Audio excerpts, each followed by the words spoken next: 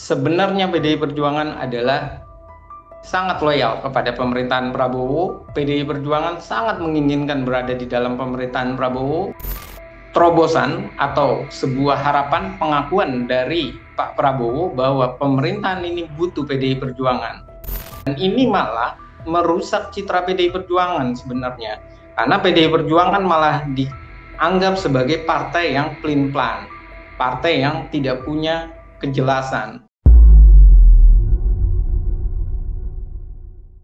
Program Tribunnews on Fokus Tribuners kembali membersamai Anda hari ini. Ada Nila Irdah membersamai Tribuners. Kita akan berdiskusi bagaimana kemudian rancangan Undang-Undang TNI yang sekarang ini sudah resmi disahkan dalam paripurna.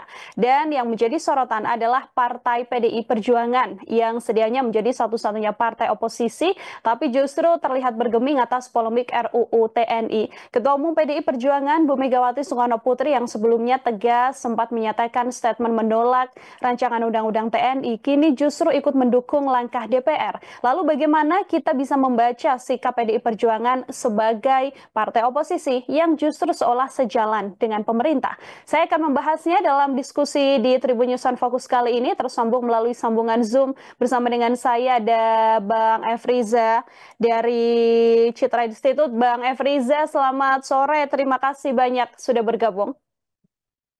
Selamat sore Mbak Nila, selamat sore Tribun Fokus, dan terima kasih atas undangannya. Baik, terima kasih banyak juga Bang Efriza hari ini menyempatkan berdiskusi kembali dalam Tribunnews on Fokus. Saya ingin memulai diskusi kali ini Bang Efriza dengan pengantar dari Bang Efriza bagaimana kemudian Bang Efriza melihat sikap ya dari PDI Perjuangan yang secara statement juga sudah disampaikan oleh Mbak Puan bahwa memang mendukung adanya RUU TNI yang pada hari Kamis ini sudah disahkan menjadi undang-undang Bang Efriza. Ya, apa yang sudah terjadi di dalam tubuh internal PDI Perjuangan ini memperlihatkan satu adalah PDI Perjuangan tidak punya kejelasan sikap saat ini. Apakah yang pertama ia adalah oposisi atau ia adalah mitra dari pemerintah. Ia malah mengambil mitra kritis dari pemerintah saja. Artinya, jika menguntungkan, ia berada di pemerintahan. Jika tidak menguntungkan, maka ia menjadi oposisi dari pemerintahan. Dan ini adalah sikap yang tidak semestinya dilakukan oleh PDI Perjuangan. Berbeda dengan saat di eranya SBY, bahwa PDI Perjuangan konsisten untuk beroposisi atau membela kepentingan dari masyarakat. Yang kedua, ini adalah menunjukkan sebuah sikap dari PDI Perjuangan yang juga tidak punya kejelasan bagaimana atau nilai-nilai perjuangan apa yang semestinya mereka tempatkan. Karena terlihat jelas waktu itu pembahasannya adalah soal usia di tahun 2024 dan saat itu Ibu Megawati banyak hal berbicara bahwa tentang penggabungan TNI dan Polri ia tidak setuju. Kemudian bagaimana ia melihat aspek bahwa difungsi ABRI. Tapi saat ini yang terlihat adalah ia bermain di ranah yang malah terlihat mendukung, bahkan menjadi bagian paling depan untuk membahas RUU TNI. Dan Mbak Puan Maharani mengatakan bahwa ini adalah sikap dari PDI Perjuangan yang malah mengawal keinginan dari masyarakat mengawal jangan sampai difungsi ABRI. Tapi penerjemahannya ini atau apa yang dibahasakan oleh Puan ini tidak bisa diterjemahkan di dalam sikap PDI Perjuangan sebenarnya seperti apa. Karena sikapnya itu terkesan malah sikap pelin-pelan. Di 2024 dia menolak misalnya di bulan Juli, tapi sekarang malah ia menyetujuinya. Dan berikutnya adalah bagaimana soal posisi ini tidak diterjemahkan pula oleh PDI Perjuangan dalam hal dengan para kadernya atau simpatisannya. PDI Perjuangan tidak menjelaskan mengapa ia berbeda sikap yang dulu dengan yang sekarang. Dan pertanyaannya adalah apakah yang dulu PDI Perjuangan itu benar-benar tidak diajak, tidak mengerti, atau PDI Perjuangan hanya sekedar arogansi saja. Karena kalau saat ini ia mengatakan bahwa sikapnya mendukung karena pembahasannya dia ikut, pembahasannya dia mempelajari lebih dalam, maka setuju. Nah, kemarin kenapa tidak? Nah, ini adalah pertanyaan-pertanyaan yang menjelaskan bahwa PDI Perjuangan pada dasarnya dalam melakoni sebagai oposisi maupun mitra kritis dari pemerintah tidak sepenuhnya punya aturan bakunya ataupun punya konsep yang jelas bagaimana oposisi yang dimaksud oleh PDI Perjuangan, bagaimana mitra kritis yang dimaksud oleh PDI Perjuangan, kecuali hanya kepentingan pragmatis saja. Ada dual sikap ya artinya ya Bang Efriza yang ditunjukkan oleh PDIP yang sedianya menjadi partai oposisi, namun dari statement PDIP sendiri kan mengatakan bahwa dirinya ini atau partainya ini mitra strategis begitu ya bersama dengan pemerintah. Tapi yang beberapa kebijakan sebelumnya kan seperti yang kita tahu memang arahnya adalah ada kritisan juga yang disampaikan oleh PDIP dalam beberapa kebijakan pemerintah. Tapi mengapa Bang Efriza kemudian dalam rancangan Undang-Undang TNI ini yang sebelumnya Bu Mega juga sempat menolak, tapi kemudian ketika pembahasan ini diangkat begitu ya ke meja DPR, kemudian justru sikapnya langsung serta-merta berubah. Apakah kemudian ada hal secara politis yang juga bisa dibaca di balik sikap PDI Perjuangan ini? Iya, ini menjelaskan bahwa sikap dari PDI Perjuangan ini adalah menjelaskan yang pertama adalah ketidakjelasan awalnya dalam ia bersikap. Apakah ia benar-benar menolak atau ia menyetujui dari PDI Perjuangan untuk ikut di dalam revisi UTNI. Nah, ini adalah situasi yang tidak bisa dijelaskan. Dan situasi yang kedua yang tidak bisa dijelaskan oleh PDI Perjuangan di dalam sikapnya ini adalah bagaimana ia menjelaskan batasan pensiun, kemudian operasi militer selain perang, kemudian bagaimana soal penempatan militer aktif, dan bagaimana soal pensiun dini dan militer aktif. Ini semua tidak bisa tergambarkan. Mereka hanya melihat bahwa batasan pensiun itu penting karena Polri pun juga sudah melakukan hal untuk penambahan. Kemudian situasi yang lain juga soal batasan ini juga pensiun ini juga penting karena di birokrasi juga melakukan hal tersebut atau mereka juga memerinci bahwa masa pensiun ini adalah suatu hal yang baik untuk kesejahteraan dan soal penempatan militer ini bisa juga subjektif, sisi yang lain juga masih ada ranah mengundurkan diri dan pensiun. Nah, ini artinya apa yang terjadi? Yang terjadi ini PDI Perjuangan tidak bisa menyampaikan kepada publik mengapa mereka berubah dan mereka hanya menyampaikan bahwa mereka sudah terlibat di dalam revisi tersebut dan Hmm. mereka sudah melihat pembicaraan tersebut. Namun mereka tidak bisa menerjemahkan mengapa dulu pembicaraan tentang pensiun ini tidak dipahami oleh mereka, malah mereka menolak dengan serta-merta dan ini adalah sebuah bentuk anomali-anomali yang terjadi baik mereka menyatakan sebagai oposisi ataupun mitra strategis karena ketidakjelasan dari warna ataupun bahasa sarkasnya kelamin dari PDI Perjuangan ingin seperti apa berhadapan dengan pemerintah. Dan ini adalah gambaran-gambaran yang terlihat sekali bahwa PDI Perjuangan malah menunjukkan sebenarnya PDI Perjuangan adalah sangat loyal kepada pemerintahan Prabowo. PDI Perjuangan sangat menginginkan berada di dalam pemerintahan Prabowo. Tapi yang ketiga, PDI Perjuangan jaim saat ini. Jadi terlihat sekali bahwa ia bisa jadi adalah cara untuk masuk ke pemerintahan dengan memberikan dukungan sehingga porsi-porsi itu diharapkan bertambah dan diharapkan Pak Prabowo meyakini bahwa seluruh elemen partai politik ini bisa bergabung di pemerintahan dan tidak perlu membawa PDI Perjuangan berada di luar, tapi PDI Perjuangan adalah partai yang loyal terhadap pemerintah dengan cara misalnya ia tidak melakukan oposisi, bahkan ia adalah yang paling terdepan menggolkan revisi UTNI ini. Mhm. Oke, ini kalau dibaca oleh Bang Efriza artinya ada sikap atau ada latar belakang begitu ya Bang ya, yang kemudian berkemungkinan diambil oleh PDIP untuk bisa membuka peluang bergabung bersama dengan pemerintahan. Apakah ini juga ada kaitannya dengan lobby-lobby bagaimana kemudian pengesahan Undang-Undang TNI ini juga berkaitan PDIP agar bisa masuk ke pemerintahan? Apakah juga bisa dibaca hal semacam itu Bang? Iya, kemungkinan itu sangat tinggi sekali karena memang pemerintahan ini membutuhkan suara bulat dari seluruh partai politik. Karena asumsinya bahwa pemerintahan ini bisa tidak didemonstrasi oleh masyarakat maupun bisa tidak mengalami degradasi nilai. Dalam hal ini banyak masyarakat kecewa terhadap kebijakan yang dibuat oleh pemerintah ini bisa terkontrol jika seluruh partai politik di parlemen itu berada di dalam gerbong pemerintahan. Satu itu, yang kedua, bisa juga asumsinya ini adalah cara mengamankan keselamatan dari PDI Perjuangan. Pertama untuk menjelang Kongres, bisa juga ini diasumsikan bahwa PDI Perjuangan ingin masuk di pemerintahan karena lama-lama di pemerintahan juga di luar pemerintahan terutama tidak menguntungkan. Dan kalau seandainya di dalam pemerintahan pun mereka sebenarnya sama seperti dulu bahwa mereka ingin berada di pemerintahan tapi menjadi mitra kritis.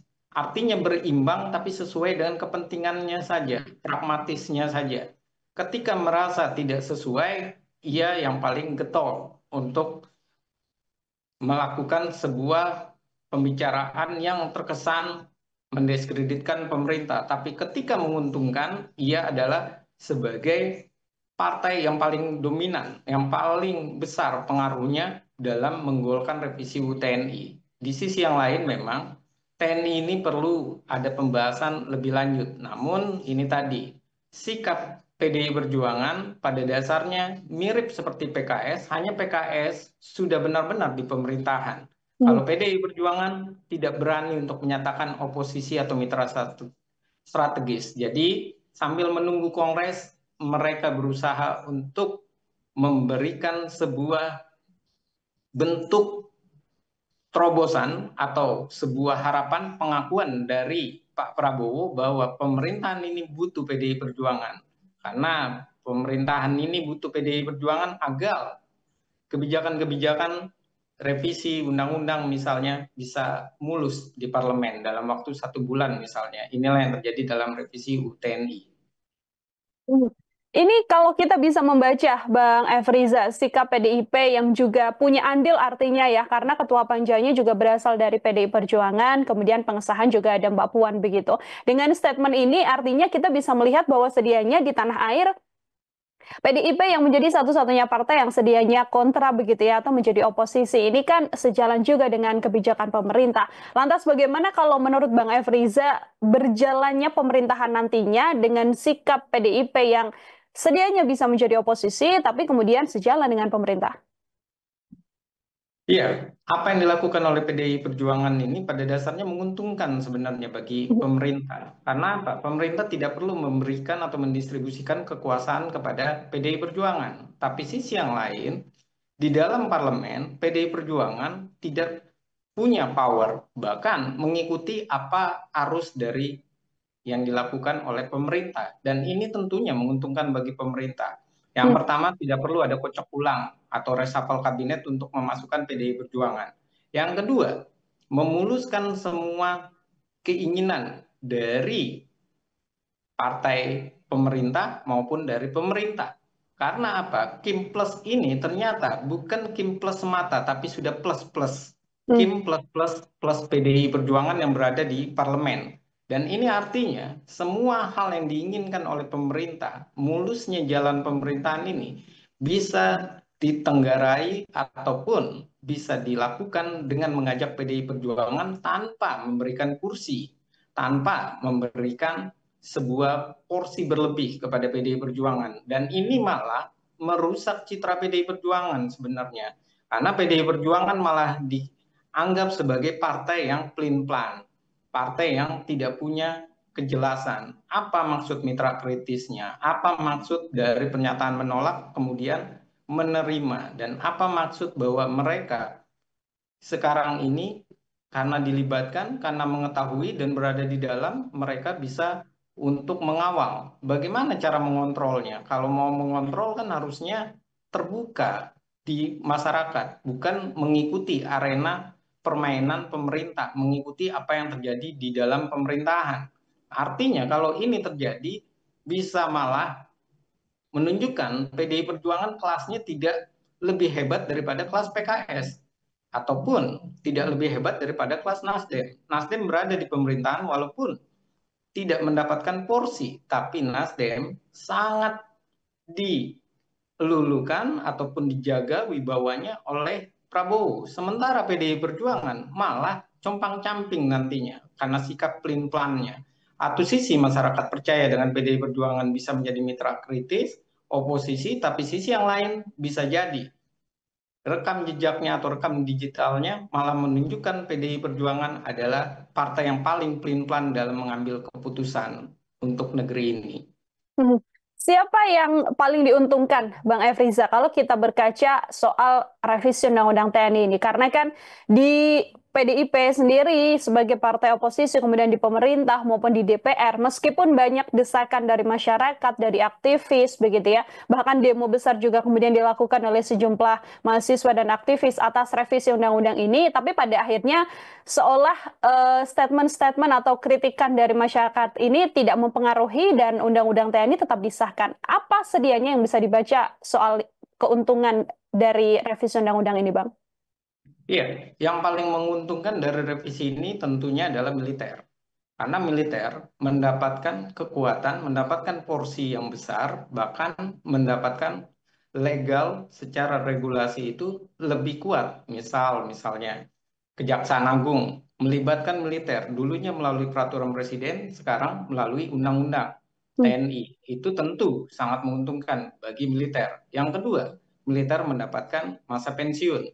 Dan yang ketiga, yang perlu diperhatikan adalah dalam soal keuntungan ini, tentunya bagi militer, ini adalah keberhasilan mereka. Karena mereka yang dalam hal ini, pemerintah melakukan sebuah kesalahan, yaitu sangat mengistimewakan Mayor Teddy, dan terjadilah berbagai kisruh dari soal menteri, sekretaris negara atau sekretaris kabinet ataupun sekretaris negara, strukturnya berubah karena untuk mengakomodir Mayor Teddy, kemudian ada sedikit riak-riak karena Mayor Teddy begitu diistimewakan sampai menjadi letkol, tapi di sisi yang lain ini menguntungkan bagi TNI karena TNI masuk wilayah yang malah menguatkan porsi TNI. Secara kelembagaan ia menjadi lebih baik, secara institusi menjadi lebih kokoh, dan secara pelibatan memang dalam geopolitik maupun geostrategi memang TNI harus benar-benar berada dalam spektrum ataupun dalam hal yang lebih baik.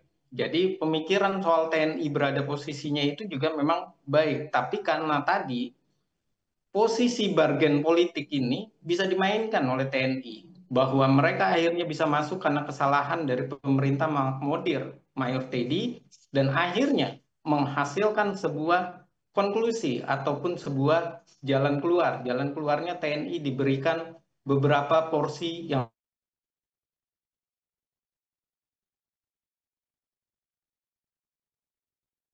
lebih baik. Itu yang pertama. Ataupun bagi pemerintah. Kenapa ini menjadi keuntungan bagi pemerintah? Karena mereka yang awalnya dari kasus Mayor Teddy ini mendapat cercaan, kemudian revisi UTNI ini mendapatkan sebuah animo masyarakat yang bersifat sentimen negatif, tapi dengan adanya dukungan dari PDI Perjuangan menyebabkan semakin yakin bahwa pemerintahan ini akan kuat dan ditopang oleh militer yang kuat dan partai-partai politik yang kuat.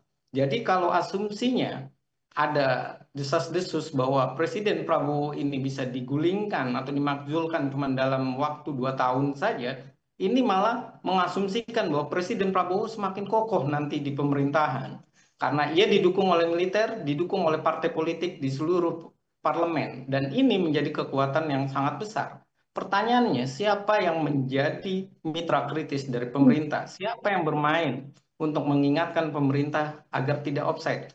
Dan ini adalah situasi yang malah membuat Gerindra semakin naik nantinya, malah PDI Perjuangan semakin terjun bebas. Karena apa? PDI Perjuangan selalu salah mengambil langkah, sementara Gerindra dan pemerintah maupun koalisi Indonesia Maju yang plus ini semakin kokoh mereka karena dia selain didukung oleh revisi UU TNI, didukung oleh kekuatan TNI, dan sudah pasti bahwa kekuatan ini semakin melekat dan semakin punya power TNI ini. Di sisi yang lain memang positif, tapi sisi yang berikutnya semakin membuat masyarakat menjadi dinamikanya lebih kuat. Apakah kita akan menuju kepada dui fungsi ABRI yang saat ini adalah arena prematurnya atau arena awalnya, dan sisi yang lain ini bisa menjadi kecerobohan PDI Perjuangan, karena yang nanti akan menjadi perdebatan, yang nanti akan menjadi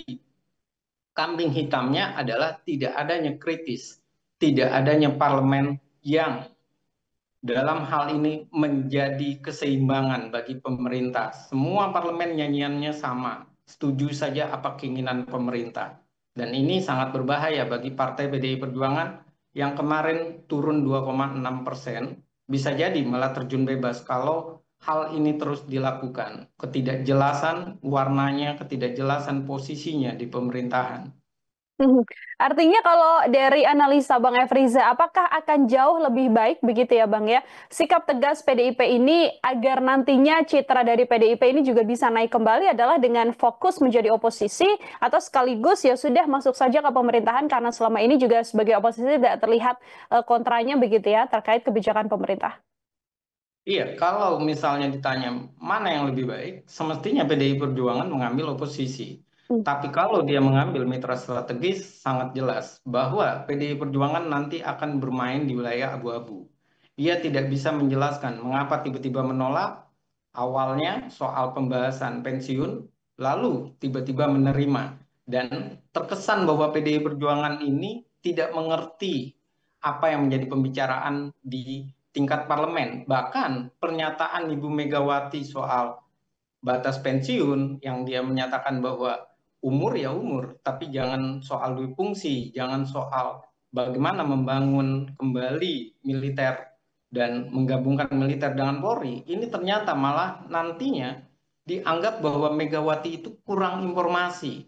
Ketua umum itu tidak dapat informasi yang begitu besar, begitu banyak, sehingga narasi-narasi itu malah offside. Narasi-narasi itu tidak malah masuk ke dalam pembangunan dui fungsi yang sebenarnya. Karena pembangunan dui fungsi yang terjadi secara saat ini adalah pembangunan dui fungsi yang tetap memang menggunakan satu kata bahwa pensiun dini dan militer aktif. Tapi sisi yang lain atau mengundurkan diri selain pensiun dini, ini adalah hal yang diabaikan oleh PDI Perjuangan. Apa yang diabaikan oleh PDI Perjuangan? Ternyata wilayah-wilayah sipil malah diduduki dengan banyak dari militer. Dan sisi yang lain, militer mendapatkan porsi-porsi yang menjadi perdebatan.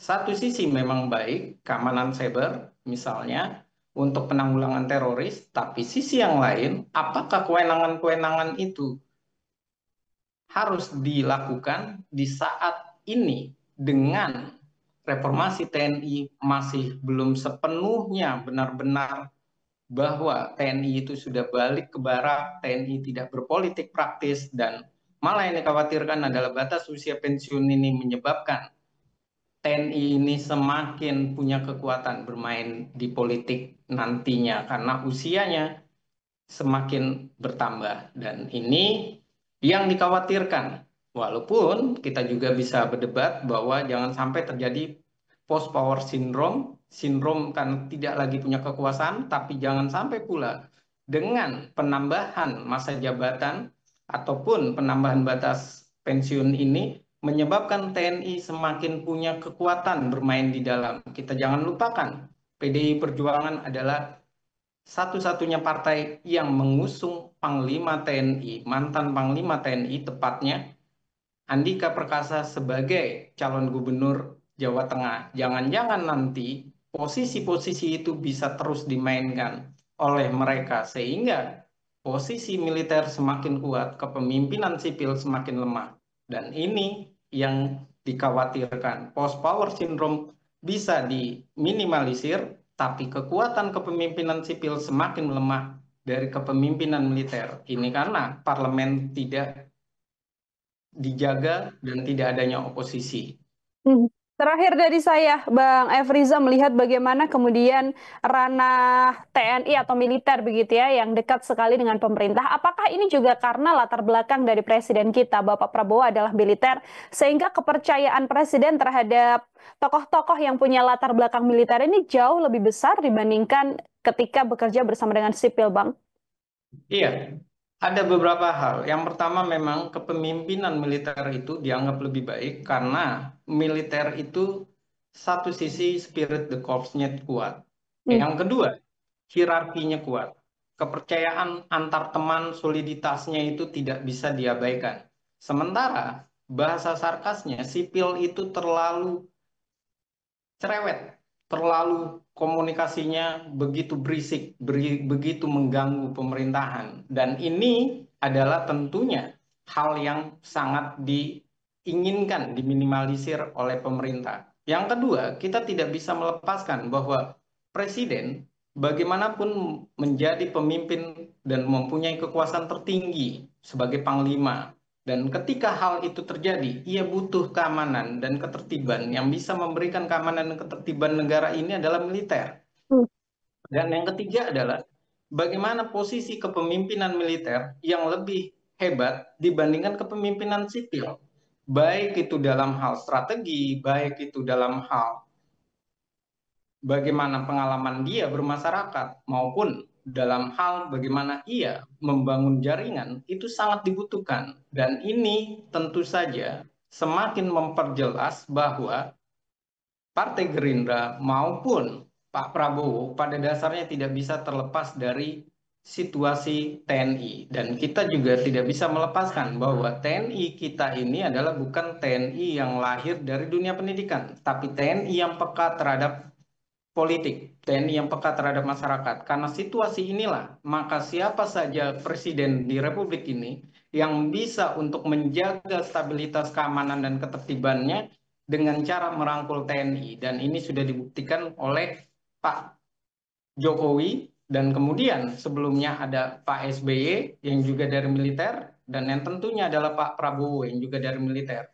Jadi memang sudah menjadi semacam mantra, kalau bahasa sarkasnya, mantra kalau untuk aman negara ini, untuk tenang pemerintahan ini, tidak ada riak bahkan potensi mazul kalau militer bisa bekerja sama dengan pemerintahan dan militer tidak diganggu porsi-porsinya. Dan ini adalah situasi yang masih menjadi dilema kita ketika membahas ketika militer lebih juangkan atau lebih ditingkatkan peranannya karena sipil kita masih lemah, dan ini adalah terjadi di dalam eranya Prabowo. Ia menguatkan militer tapi sipilnya lemah, dan Prabowo menunjukkan bahwa ia adalah mengaktifkan sifat hierarkis militer, spirit del corps militer, tapi sisi yang lain